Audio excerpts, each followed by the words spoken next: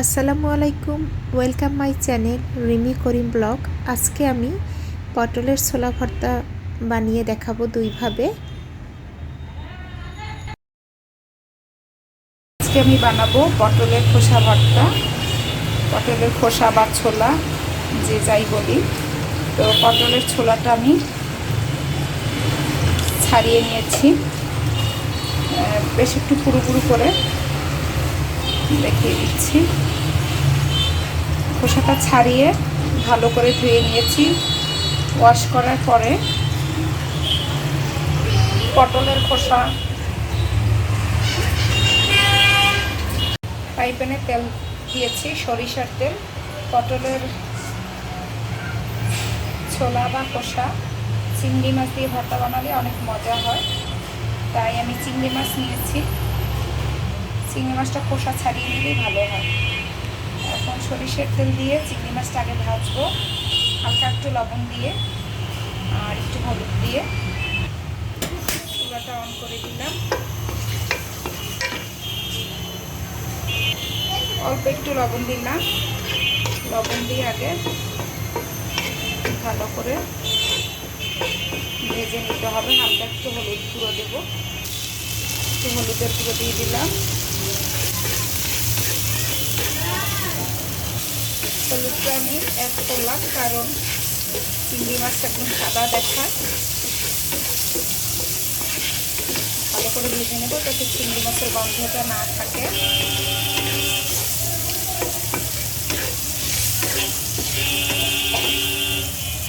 এরপর পটলের খোসাগুলো দিয়ে দেব।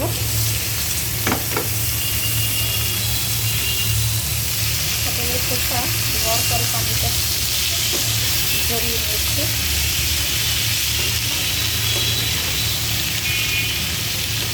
ভালো করে নেড়ে চেড়ে ঢাকনা দিয়ে রেখে দিতে হবে সিদ্ধ হওয়ার আগ পর্যন্ত। লো আছে ঢাকা দিয়ে রেখেছি।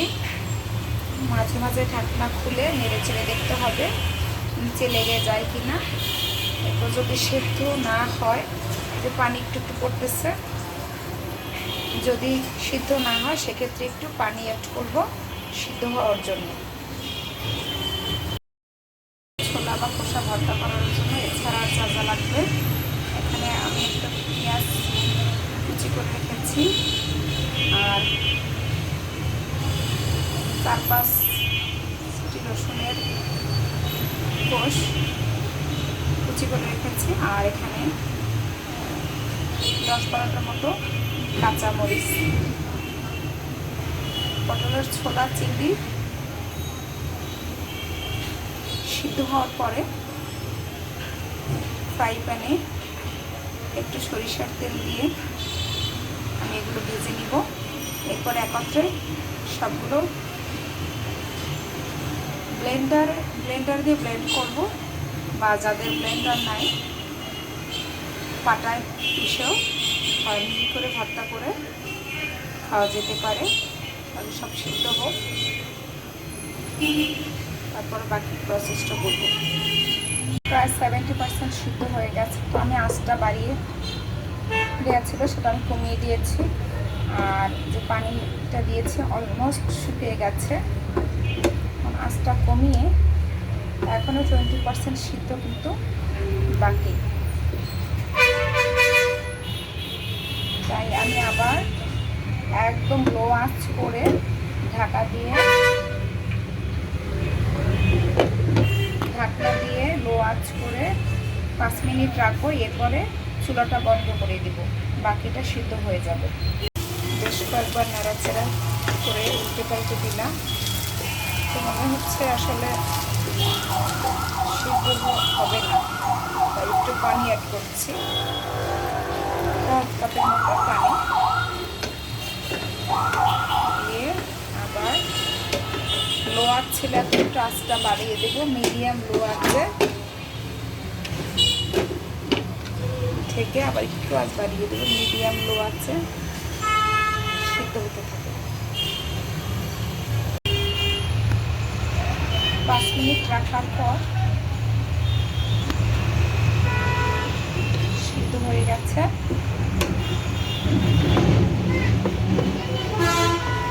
এমনভাবে করতে হবে যাতে নিচে না লেগে যায়, আবার তেলটাও থাকে। তো এখন আমি চুলাটা বন্ধ করে আবার ঢাকা দিয়ে রাখবো 10 মিনিট। এরপরে ঠান্ডা করে রুম টেম্পারেচারে এনে ব্লেন্ডারে ব্লেন্ড করবো, অথবা আটায় পিষে ভর্তা করবো। চুলোটা আবার ধরিয়ে দিলাম। এখন এই খোসাগুলো সেদ্ধ হয়ে গেছে, এগুলো এক সাইডে দিয়ে আবার একটু সরিষার তেল দিলাম। সরিষার তেল দিয়ে এর ভিতরে কাঁচামরিচ, পেঁয়াজ, রসুনের কুচি এইটা একটু ভেজে নিব।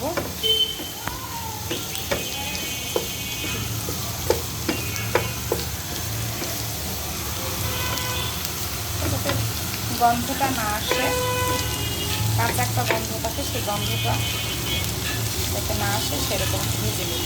অল্প একটু মিডিয়াম লো আছে আমি এটা ভেজে নিলাম। সুন্দর একটা কালার চলে আসছে কিন্তু।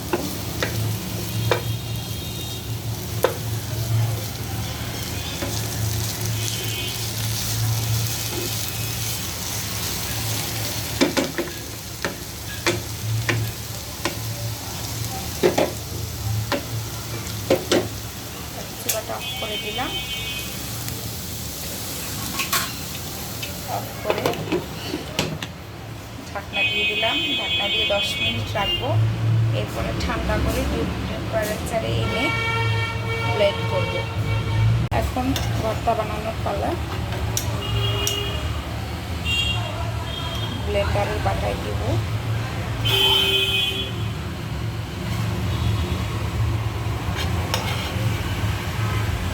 পেঁয়াজ, রসুন। করার সময় এখন আমি সাথে লবণ অ্যাড করলাম। লবণ হাতে রেখে দিতে হবে, কারণ বেশি হয়ে গেলে কিন্তু আবার ভালো লাগবে না, তেতো হয়ে যাবে। অল্প একটু লবণ দিয়ে ব্লেন্ড করার পরে যদি মনে হয় যে হয়নি, তাহলে আরেকটু অ্যাড করবো। এখন ব্লেন্ডার দিয়ে ব্লেন্ড করবো।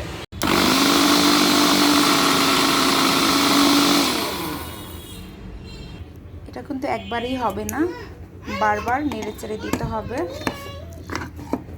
কারণ তা নাহলে কিন্তু মিহি হবে না, একদম ম্যাশ হবে না।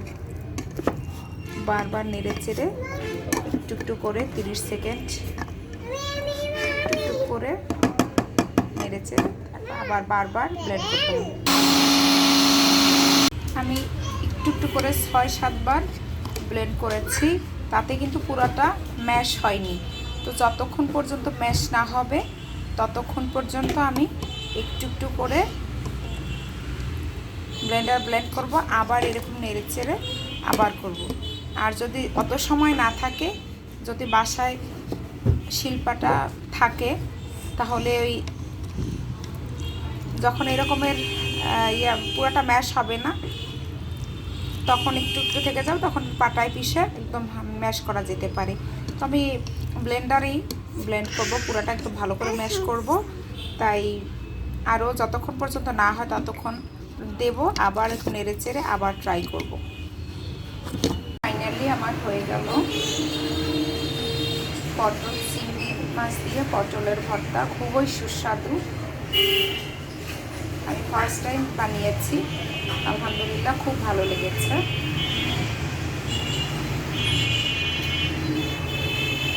খুবই মজার। এটা ভালো হয় যে যখন আধা ব্লেন্ডার খুব একটা মিহি হয় না, যখন 4-5 বার দিয়ে ট্রাই করে এরপরে পাটায় পিষে নিলে খুব মিহি হয়। খুব ভালো হয়েছে, খুবই টেস্টি, আলহামদুলিল্লাহ।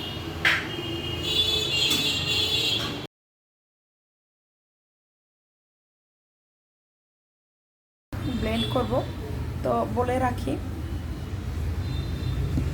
এই টাইপের জারে যদি ব্লেন্ড করি সেক্ষেত্রে কিন্তু পুরা ব্লেন্ড হবে না, কারণ এরকমের ঢেকে তারপরে কিন্তু এরকম দিতে হবে উল্টিয়ে।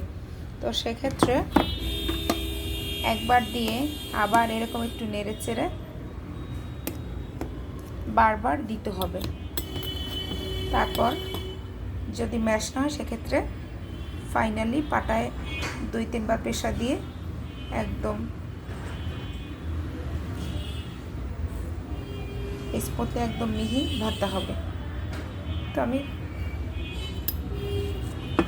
ঢেকে দিয়ে ব্লেন্ড করব। এটা দেওয়ার পর এরকম একটু ঝাঁকি দিয়ে তারপরে ব্লেন্ডার দিয়ে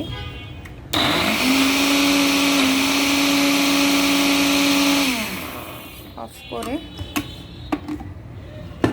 একবার একটু ঝাঁকি দিয়ে আবার দিতে হবে।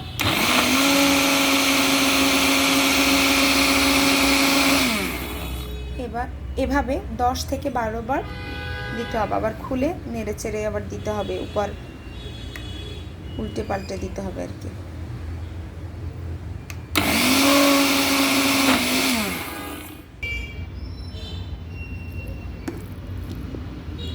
আস্তে আস্তে কিন্তু থেকে যায়, তো নিচেরটা উপরে উপরেরটা নিচে এভাবে করে 10 থেকে 12 বার ট্রাই করতে হবে।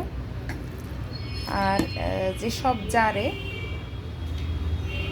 অর্থাৎ ব্লেন্ডারে তো 3-4টা জার থাকে, তো বড় জারে দিলে হয় কি যেটা একদম নিচে এরকম বসা থাকে লাগানো থাকে সেটার ভিতরে এটা উপরে লাগাতে হয়। আর হচ্ছে যে ব্লেন্ডারে সে বড় জারগুলো ভেতরেই থাকে, তো একটু নেড়েচেড়ে এরকমের ভিতরে দিয়ে দিলে সেটা বেশ ভালো হয়, তাড়াতাড়ি স্মুথ হয়। আমি বলে রাখছি, আমি এই ভর্তায় কিন্তু কোনো রকমের পানি ইউজ করব না, কারণ পানি ইউজ করলে স্বাদ নষ্ট হয়ে যাবে। আর এখানে স্বাদ মতো লবণ অ্যাড করতে হবে। আমি আবার নেড়েচেড়ে আবার দিব, কারণ একটু এটা কিন্তু নরম না, পিচ্ছিল, তাই একটু ব্লেন্ড করতে সময় লাগবে। 8 থেকে 10 বার এরকম চামচ দিয়ে নেড়ে চেড়ে দিতে হবে। ফাইনালি আমি পাটায় পিষে নেব। আমি কিন্তু 4 বার দেওয়ার পরেও কিন্তু এই যে পটলের খোসাটা কিন্তু নিচের অংশটা আস্ত রয়ে গেছে, অর্থাৎ এই বোলের ব্লেন্ডারের যে বাটা এটার নিচে যে অংশ পানি দেয়নি তো তাই শক্ত থেকে যায়। আবার নেড়ে চেড়ে উপরে একটু উল্টিয়ে দিলাম। এখন আবার ব্লেন্ড করব। 8 থেকে 10 বার এরকম ব্লেন্ড করতে হবে। 4 থেকে 6 বার দেওয়ার পরে আঠালো ভাব চলে আসছে, এখনও কিন্তু পুরাটা মিহি হয়নি। এখন আমি 4 থেকে 5 বার আরও ট্রাই করব। 10 থেকে 12 বার ব্লেন্ডারে ব্লেন্ড করার পরে মিহি হয়ে গেছে, একদম স্মুথ হয়ে গেছে। তো এখন এভাবে ইচ্ছা করলে ভাতের সাথে বা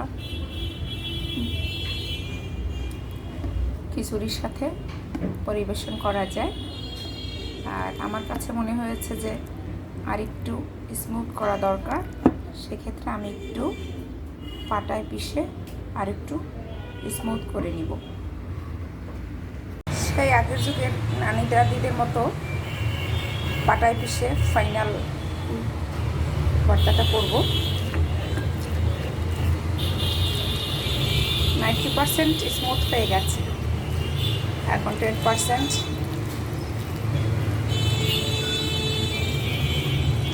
দুবার পিষলে হয়ে যাবে আশা করি। হাতের স্পর্শ ছাড়াই, যেহেতু ওখানে কাঁচা মরিচ আছে ঝাল, চামিচ দিয়ে এভাবে হেল্প নিতে পারি।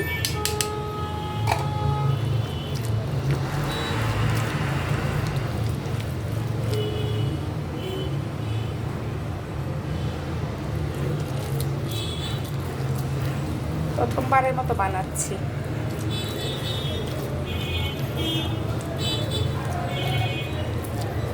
কোনো কিছু আসলে ফেলে দেওয়া যায় না, সব কিছুই প্রসেস জানলে খাওয়া যায়।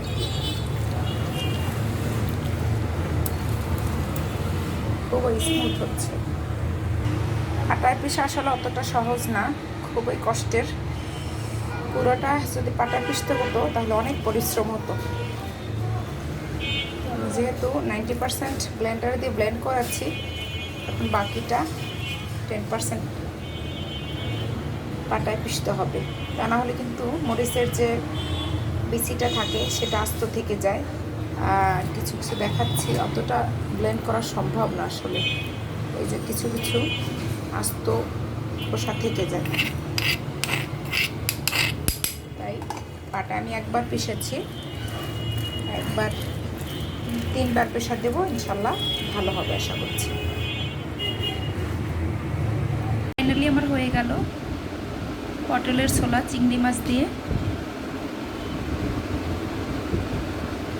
মাছ দিয়ে পটলের ছোলা ভর্তা। খুবই ইয়ামি অ্যান্ড টেস্টি, আসলে না খেলে বোঝা যাবে না, তো একবার হলেও ট্রাই করা যেতে পারে। খুবই ইয়ামি, পাটায় পেশার পর একটা আঠালো ভাব চলে আসছে এবং স্মুথ হয়েছে, খুবই টেস্টি হয়েছে। রেসিপিটি ভালো লাগলে রিমি করিম ব্লগ ইউটিউব চ্যানেলটি সাবস্ক্রাইব করবেন এবং ফেসবুক পেজ রিমি করিম ব্লগটি ফলো করবেন। সবাই ভালো থাকবেন। আসসালামু আলাইকুম।